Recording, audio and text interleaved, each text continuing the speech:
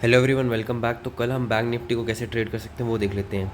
आप देखोगे यहाँ पर मैंने एक क्रूशल जोन बना रखा है, ये वाला सपोर्ट था। और यहाँ पर मैंने ये अपने टेलीग्राम ग्रुप के अंदर भी बता रखा था कि ये एक स्ट्रॉन्ग सपोर्ट की तरह काम करेगा। और यहाँ पर एक ट्रेंड लाइन का भी सपोर्ट था। यहाँ पर अगर आप इसको कनेक्ट करते हैं तो यहाँ पर ये बनता है। तो ये एरिया ऑफ कॉन्फ्लुएंस था। तो मैंने अपने टेलीग्राम ग्रुप में अपडेट भी किया था चार्ट के बारे में। तो अब क्या प्रोबेबिलिटी बन सकती है अगर हम मेजर पॉइंट्स को कंसिडर करें।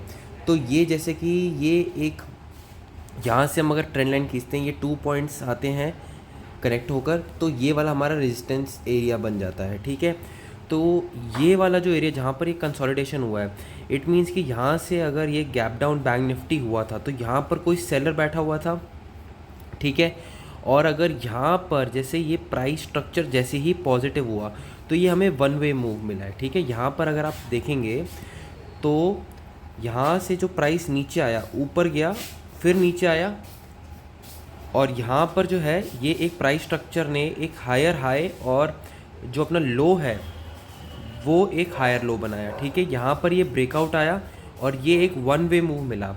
मतलब यहाँ पर टेम्परेरी बेसिस पर इस सेलर ने अपनी पोजीशंस कवर कर ली होंगी। ठीक है, और यहाँ पर जैसे कि ये स्ट्रॉन्ग एरिया था, तो मोस्ट प्रॉब्ली ये हो सकता है कि जैसे यहाँ पर कंसोलिडेशन हुआ है, या तो ये सेलर अपनी पोजीशंस जो है यहाँ पर एग्रेसिवली ऐड करके गया है। ठीक है, और अगर ये यहाँ पर ऐड करके गया है तो अगर फ्लैट ओपन होके इसके ऊपर ब्रेकआउट आ जाता है तो हमें ये जो ट्रेंड लाइन का जो एरिया बनता है 750 से लेकर 780 तक का वो टारगेट मिल सकता है। सेकंड टारगेट जैसे कि आप देखोगे यहाँ पर प्राइस ये स्ट्रक्चर बना है, ये हाई था, ये लोअर हाई बना और यहाँ पर ही प्राइस नीचे आ गया, तो ये ब्रेकआउट हो गया। तो हमारे लिए टारगेट जो बन सकता है एक 750 टू 760 और सेकंड टारगेट बन सकता है 840 तक का। ठीक है, बट दूसरा केस क्या बन सकता है, अगर आप यहाँ पर देखोगे तो ये प्राइस ने यहाँ पर ये एक सपोर्ट जोन था, यहाँ पर कंसोलिडेशन हुआ, ब्रेकडाउन हुआ, फिर रेंज बन के ये ब्रेकआउट हुआ यहाँ पर। ठीक है, और यहीं पर ही ये सपोर्ट भी लेकर गया है। तो अब क्या हो सकता है, अगर ये देख लो यहाँ पर ये ब्रेकडाउन हुआ और इसी को रेजिस्टेंस फेस कर कर ये जो बायर ने डिफेंड किया था, इसने अपनी पोजीशंस कवर करी। तो अब ये वाला जो लेवल है, अगर इसके नीचे ब्रेकडाउन आता है तो जो यहाँ पर ये स्ट्रक्चर फॉर्मेशन हुई है, प्राइस ने पुल बैक देके ब्रेकआउट दिया है, तो प्राइस 430 और सेकेंड लेवल जो बन सकता है 320 से लेकर 290 तक, ये दो केसेस बन सकते हैं कल हमारे पास बैंक निफ्टी के लिए। बट अगर गैप अप ओपन हो जाए बैंक निफ्टी तो डेफिनेटली ये जो ट्रेंड लाइन आ रही है ये हमारे लिए एक रेजिस्टेंस का काम करेगी। यहाँ पर हमें या तो स्ट्रक्चर फॉर्मेशन देखना है या तो एक बेरिश डोमिनेंट कैंडल देखनी है, और उसके नीचे हम एंट्री लेकर उसके ऊपर कैसे ले सकते हैं। ज़्यादा बड़ी भी कैंडल नहीं होनी चाहिए, अप्रॉक्सीमेटली ये जैसे अगर ये वाली आपको कैंडल जो दिख रही है इसके जैसी ही होनी चाहिए। ठीक है,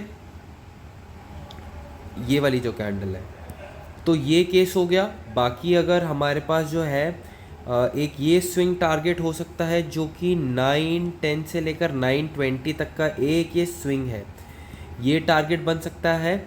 और जो फाइनल टारगेट हमारे लिए बन सकता है, मुझे एक्सपेक्ट तो नहीं है कि ये वाला 45,042 का लेवल कटेगा, क्योंकि यहाँ पर आप देखोगे यहाँ पर कंसोलिडेशन होने के बाद ब्रेकआउट हुआ, ब्रेकआउट होने के बाद ये प्राइस स्ट्रक्चर ऊपर गया, यहाँ पर काफ़ी देर कंसोलिडेशन हुआ है। अगर आप ये 15 मिनट का चार्ट है, 15 मिनट के चार्ट के हिसाब से देखोगे तो 1 2 3 4 5 6 7 8 9 10 का मतलब ये हो गया लगभग 3 से 4 घंटे का ये कंसोलिडेशन है।